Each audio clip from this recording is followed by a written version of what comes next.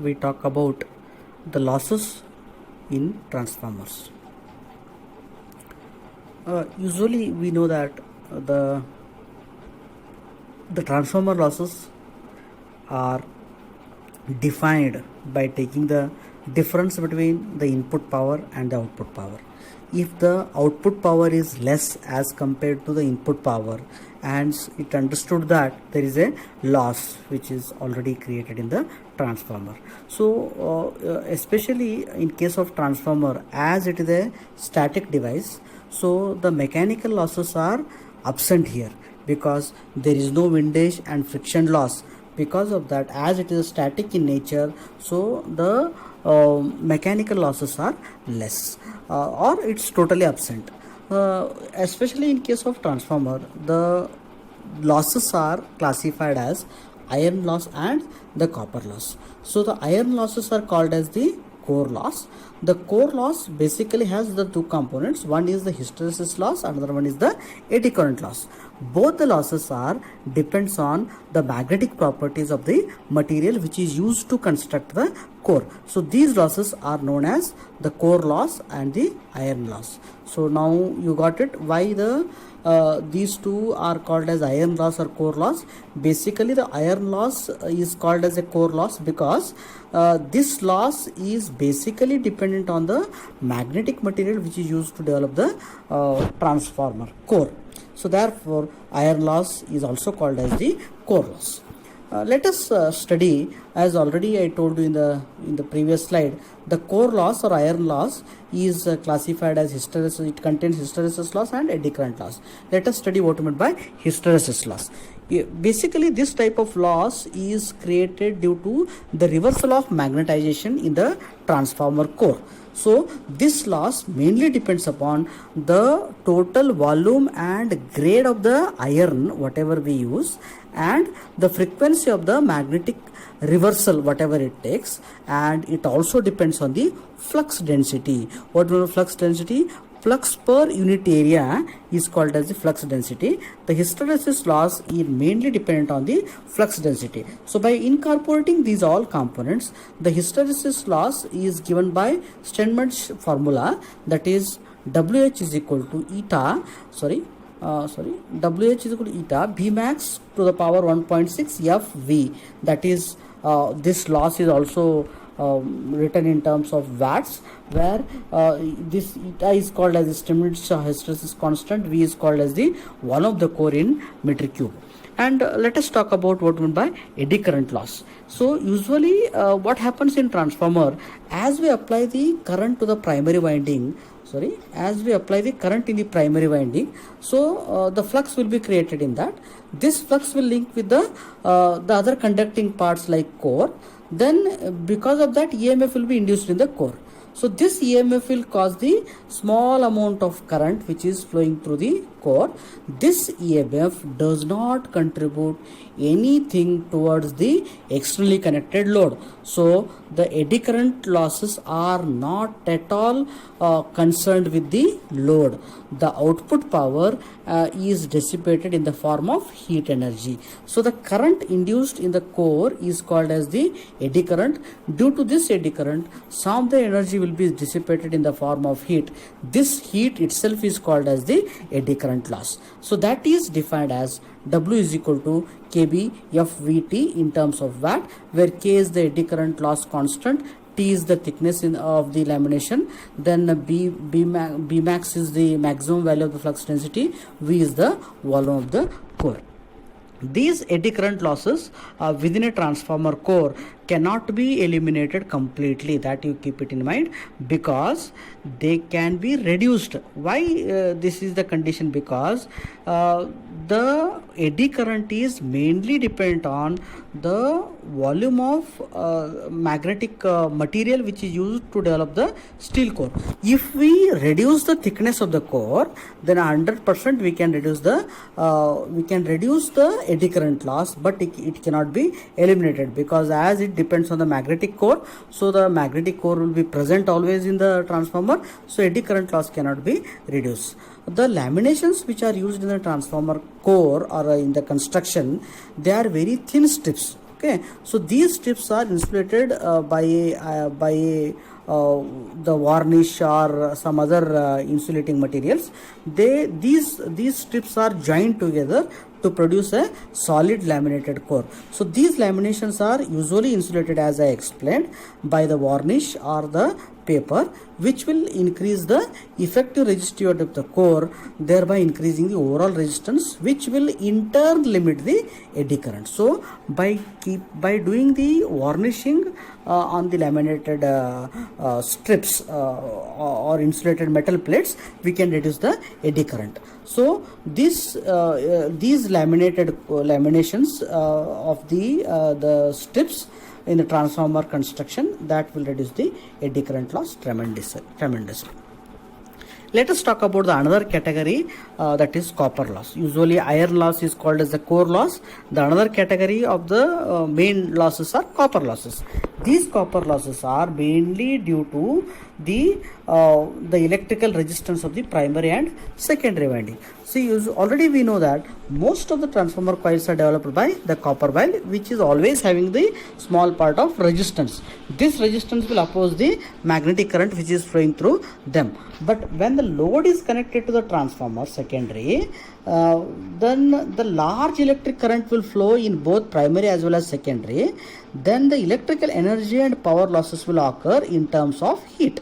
Therefore, the copper loss is mainly dependent on the load current. What amount of load is connected across the transformer, based on that the copper losses will also vary. So these copper losses are almost zero when the transformer is at no load. At maximum full load, when current flow is maximum, then also the copper losses will vary. So in case of the iron loss, which is also called as the core loss, which is mainly depend on the supply voltage as well as the frequency parameters, because mainly core losses are dependent on supply voltage, because the frequency and other parameters remains constant. Frequency cannot be varied and it can't vary. So therefore the core losses are mainly dependent on the supply voltage. So this as the voltage applied to the primary winding is constant, but because of the load, the secondary voltage may change. So hysteresis loss can be minimized by selecting the suitable core material. By laminating the core also we can reduce the eddy current loss. But for a given transformer, under all the load conditions, the supply voltage and the frequency reversal of the magnetic flux lines to which the core is subjected are remains constant. Therefore, the core losses or the iron losses are the constant losses. Remember, the iron losses or the core losses are constant losses. The copper losses are the variable losses. As load of the transformer will vary, these currents will also vary. Therefore, losses will also vary. Thus, the copper loss in the transformer is a variable loss, but the core loss is a current loss. Iron loss is a constant loss. The copper loss is a variable loss. Let us talk about the efficiency of the transformer.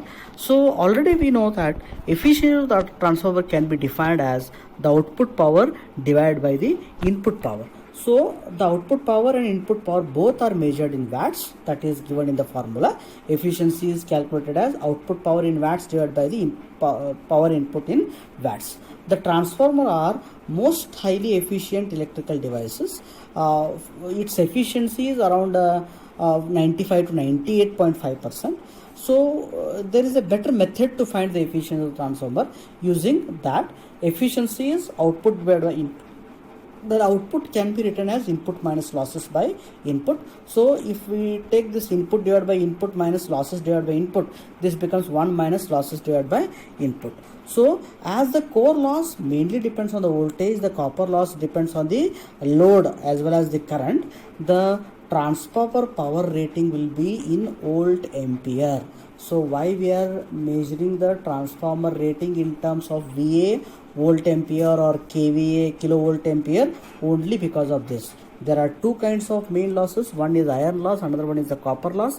Mainly iron loss depends on the voltage, the copper loss depends on the current. Therefore, both the rating of the power transformer or the transformer power can be measured in terms of VA or kVA. The output and input are measured in volt amperes. The losses are measured in watts. Let us glance about the efficiency. As already you know, the power input is equal to Vi cos pi. V1 is the primary input, I1 is the primary current, cos pi 1 is the power factor. The efficiency is calculated as output divided by input. Then output can be written as input minus losses. In terms of losses, we are writing copper loss and iron loss. If I write the formula, power input is defined as V1 I1 cos pi 1. The copper losses are I1 square or not 1. The iron losses are Wi divided by the power input. So if we take V1 I1 cos pi 1 by denominator, I1 square or not 1 by denominator, Wi by denominator, we'll get this. So the efficiency, the maximum efficiency can be calculated by differentiating the above equation with respect to 0. So if I do that, the first term will become 0, then the next term is as it is here, R0 1 divided by V1 cos pi 1 plus Wi V1 I1 square cos pi 1 is equal to 0.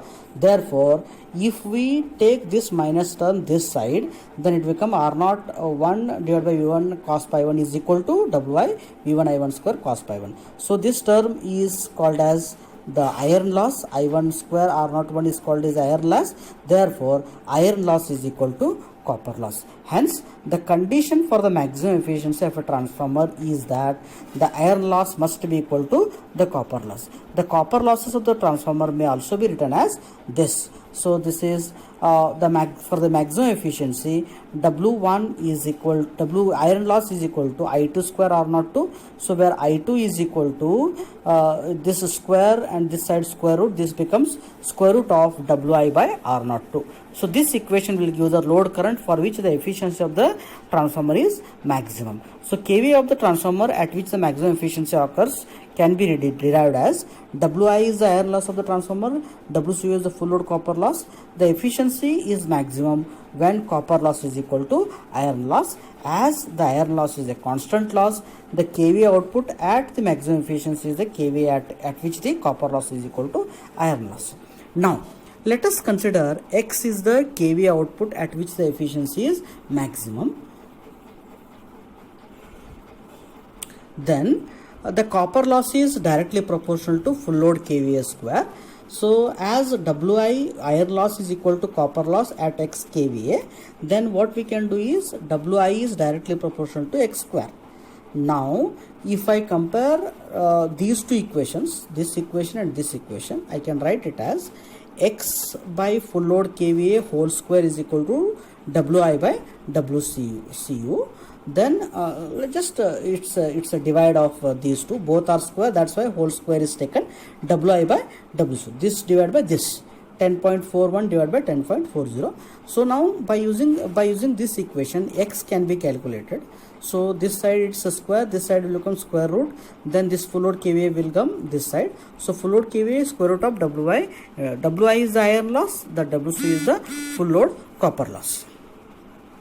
Then the efficiency at any load of the power factor is given by this formula, X into kVA into 1000 into power factor divided by X into kVA into 1000 into power factor plus iron loss plus X square into copper loss, where X is the load expressed as a fraction of full load. X is equal to 1 for full load, half is for the half load. Let us talk about the regulation.